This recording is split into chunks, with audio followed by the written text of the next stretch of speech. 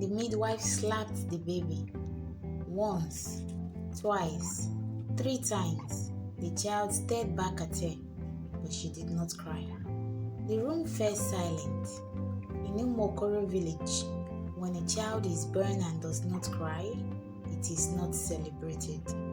It is feared. A mother began to panic. A father started praying loudly. The midwife whispered the words no parent wants to hear. This child came into this world already watching. And that was the beginning of the story of the girl who never cried.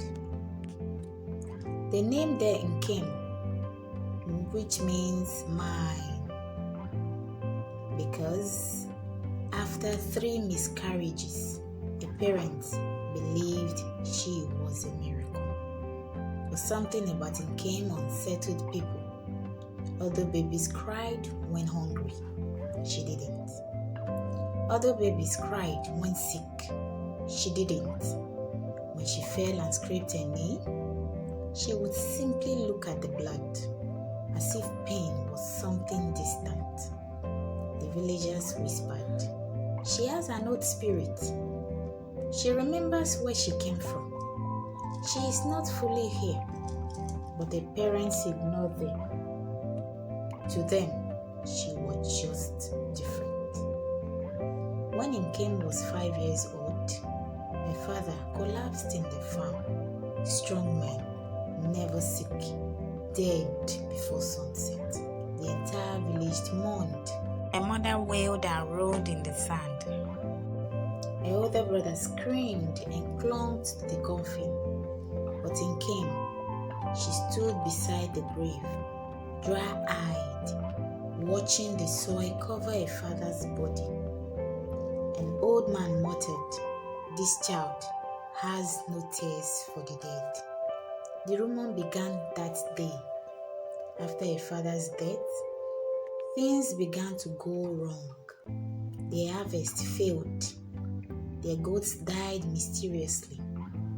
My brother fell ill with a strange fever after some years. He burned for 3 nights. On the 4th night, he held Nkem's hand and whispered, "Why don't you ever cry?" Before sunrise, he was gone. A mother nearly lost her mind. 2 coffins in few years. The villagers now avoided their house. They started saying it openly. Since that child was born, death has been visiting. And even as a brother was lowered into the earth, Nkem did not cry. Not one tear. Grief can turn love into suspicion. One night, a mother looked at her and asked, "Are you even human?" That question lingered in the air. Soon after, her mother fell sick, weak, silent, fading. Before she died, she grabbed Nkem's face and begged. She went on her knees and said, "Cry for me. At least, cry for me." Nkem tried. Her face tightened, her chest trembled, but no tears came. Her mother died believing her daughter had no heart.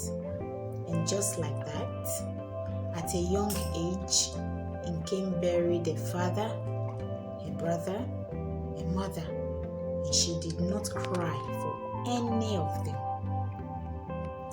Now an orphan, she lived alone in her father's old hut. The villagers kept their distance. Children ran away when they saw her. Mothers warned, "Do not let her look into your eyes." Every evening, she walked to the river, and for the first time, she spoke aloud, not to people, to the water. "I am still holding it. The pain is still here, but I am holding it." Unknown to the village, the night she was born, when she refused to cry, a heavy storm had flooded the river. old priestess later remembered something. The river has once demanded a vessel, a human balance. Someone whose tears could command it. One dry season, the river began shrinking. Fish floated lifeless. Wells dried up. Panic spread like a Matan fire. The elders performed rituals. Nothing changed. Then one of the oldest priests spoke. When that child was burned, the river rose. When a father died, the river calmed. When a brother died, the river shook. And when a mother died, the river almost overflowed. The pattern became clear. They summoned in king. The chief asked, "Why don't you ever cry?" For the first time in many years, she answered, "If I cry, the river will take back what it gave." The villagers laughed nervously. She continued, "The night I was born, something stood by my mother's bed. It told me my tears are not mine. They belong to the waters." Silence fell over the gathering. To prove she was lying, the villagers decided to force her. They insulted her, dragged her, called her a curse. Still, she did not cry. Then one cruel woman slapped her hard and shouted, "Cry, demon!" For a split second, a tear formed in the king's eye. The wind roared violently. Dust filled the air. The river made a terrifying sound in the distance.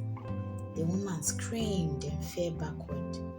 The king wiped the foaming tear quickly, and the wind stopped. The message was clear. Years passed. The village tolerated her existence but never accepted her. Then, one night, bandits attacked Mokoro. Houses were burned. People screamed. In came washed children being dragged away. An old woman fell into fire. The chief was stabbed. And something inside her broke. For the first time in her life, she felt pain too big to contain. Not just her own, everyone's. The weight of every burial, every insult, every lonely night. She walked toward the river as flames rose behind her. She whispered, "I held it when my father died. I held it when my mother begged me. I held it when my brother asked me why, but I cannot hold it anymore."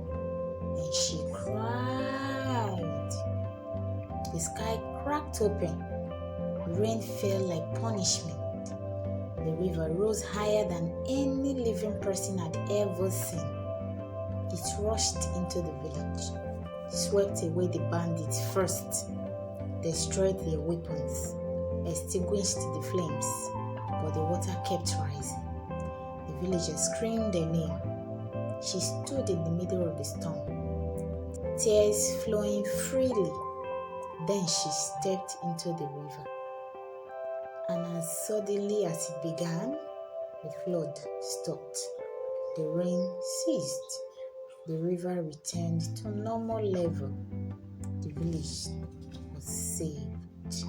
But Nkem was gone.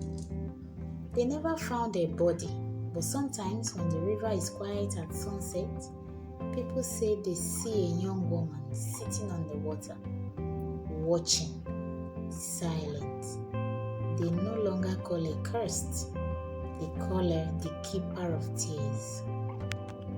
And in Umogoro, when a baby is born and cries loudly, the villagers smile in relief because they now understand. Crying is not weakness.